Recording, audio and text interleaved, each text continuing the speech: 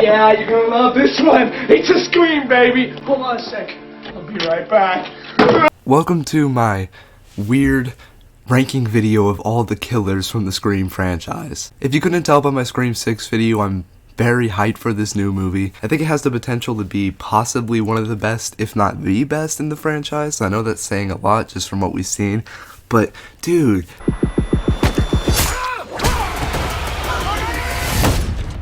it looks really good. Now I know I shouldn't get myself super overhyped like this, it's too late.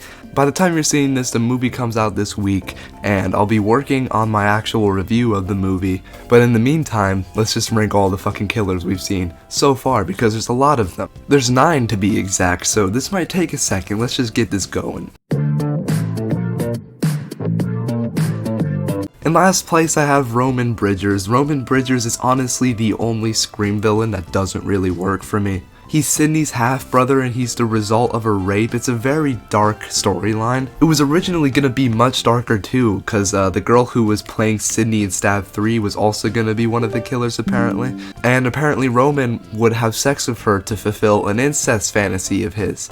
I found this out because of that Dead Meat video, so thanks James. I'm sure you've probably heard the fact that there was an original draft of the Scream 3 movie where Matthew Lillard returned as Stu Macher and led a bunch of high school age killers. I think that would have been really interesting. They ended up scrapping it because of all the really bad shit that was happening at the time. They didn't really feel comfortable making a film like that, which is very understandable. I think they could have just switched the premise a little bit though and it would have worked better. Like maybe a lot of the cast of the Stab 3 movie were actually the killers and they were like faking it, you know? They were all being led by Stu. Could have been interesting, who knows. We're talking about Roman, not Scream 3. Roman himself is quite boring. His reveal is very anticlimactic. He somehow fakes his death, even though Gail checks his pulse. I don't know, it's weird. His fight scene is forgettable, and his death isn't even that exciting. He just gets shot in the head. Like a world where we've seen that one before. In 8th place is Charlie Walker, the brother of Macaulay Culkin over here. Charlie Walker is an interesting enough character. I kind of like what he represents. It's a very accurate depiction of like incel goes insane. A lot of my friends who I made watch this movie said that they didn't actually see Charlie being the killer, which is interesting, but you don't really see that much of him. Every time you do, he's just kind of a sad weirdo, and then he's revealed and his death is super anticlimactic. He just gets stabbed a few times and he's like and he dies. But yeah, he's definitely a better villain than Roman. He just doesn't have that much going for him is all.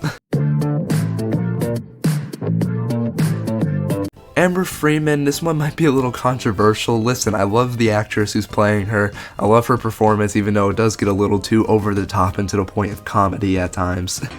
Right, hon? Third act, bloodbath, check. Killer's reveal, check.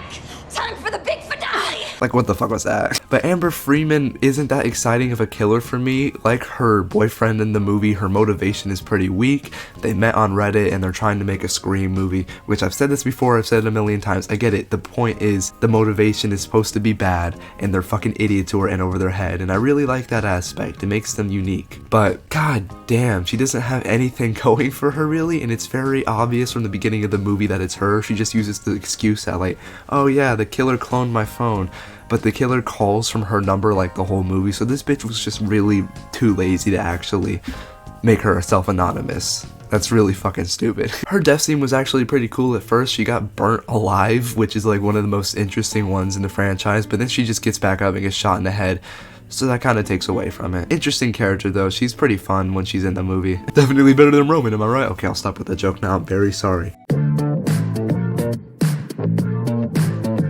Mickey Alteri, I don't know how to say his last name, I'm sorry. He is a pretty good killer in the sense that he portrays it very well. He's very fun to watch at the end of the movie, and he's very tricky for the rest of the movie too, because he plays himself off as just this kind of like funny, nice guy.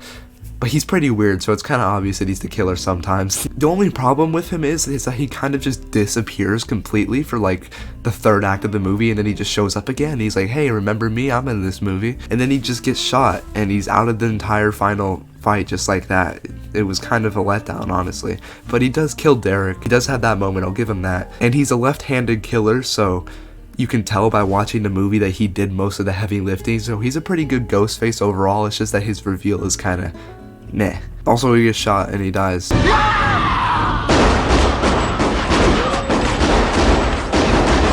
Go figure. In 5th place, I have Miss Loomis herself. Miss Loomis is an interesting killer because she does this whole like identity swap. You're not expecting her to be the mom of Billy. It's a very interesting surprise. And she's fun when she's on screen. She's played wonderfully. The actress does a phenomenal job. This video isn't scripted, I'm sorry, so I don't remember her name off the top of my head, but she does a phenomenal job. It's the mom from Lady Bird, except crazy. But yeah, Debbie Salt or Miss Loomis or whatever her first name is, they don't really say, is a very great villain. She's very shocking, and she's a lot of fun when she's on screen, but she dies and she gets shot. Where we seen that one before, guys? Come on. Jill Roberts is a really fun villain. Now that we're down in the top 4, we're getting into my favorites of the franchise. These are my favorite villains for sure. She's literally so much fucking fun, and it's honestly probably the most surprising twist in the series, honestly, besides Miss Loomis. I made a whole video about this, you can watch it if you want to. Her reveal is insane because the whole movie sets it up like they're gonna pass down the torch to her. She's like, never mind, I'm the killer and this has been my plan the whole time, and they just kill her bitch ass off. It's just wonderful, bro. It really cements Sydney as the all-time best final girl, and it also really cements this character as a great villain. Richie Kirsch is one of my favorite, even though his motivation is fucking stupid. Richie Kirsch is one of my favorite killers because I didn't expect him at all, I can't lie, for the whole movie. He was just like this wonderful, charming character. He was super fun. He was one of my favorite new additions to the Scream cast. And then he just has this twist and it's kind of like, oh, okay. Shit. He's played wonderfully by Jack Quaid. Everybody knows that Jack Quaid is a fucking madman. He absolutely delivers as the killer in this movie. It's kind of funny though that Dewey calls him out like the first time he meets him and he's like, yeah, that guy's the killer. And then he actually just is. I think that's pretty funny.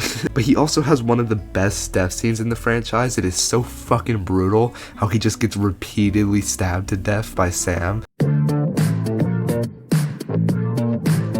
Number 2 is Billy Loomis. Billy Loomis is a classic Scream villain. Everybody knows Billy. Everybody knows he's the killer of the first movie. I don't think there was a point in time where I ever didn't know he was the killer. I think everybody just knows it. Whether you've seen this movie or you've seen the fucking parody Scary Movie, you know who Billy Loomis is and what his role is in Scream. Skeet Ulrich does a great job at portraying this like slimy, greasy, fucking weirdo boyfriend who's like sometimes comforting to the point where you're like, okay, maybe he's cool, and then other times he's just so off-putting that you're like, this dude definitely skins and eats people. Also, his reveal at the end of the movie after he fakes his death is a lot of fun. He just tears up the scenery along with Stu Macher, who we'll talk about in a second. He's so much fucking fun to watch, and it's so satisfying to see him get his comeuppance. And even though the effect was kind of bad, it was kind of nice to see him again in Scream 5.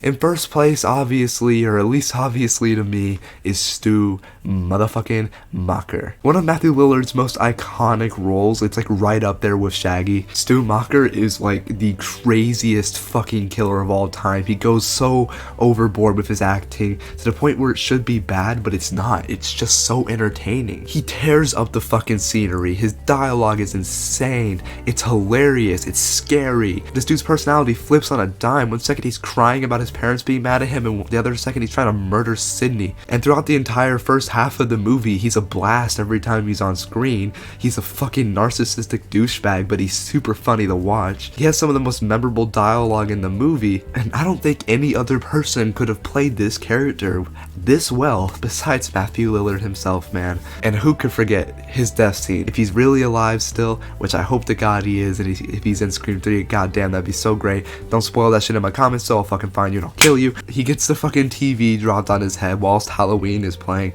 and if that is how he dies, then that is just masterful, dude. That is so fucking great. But anyway, guys, that is my ranking of all the Scream killers. I'm gonna update my ranking of the Scream films when the new one comes out because my opinions have changed significantly once again. I hope you guys enjoyed this video, and I hope it wasn't too much of a mess.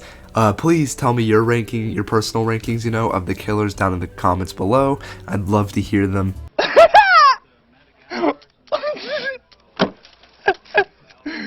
No.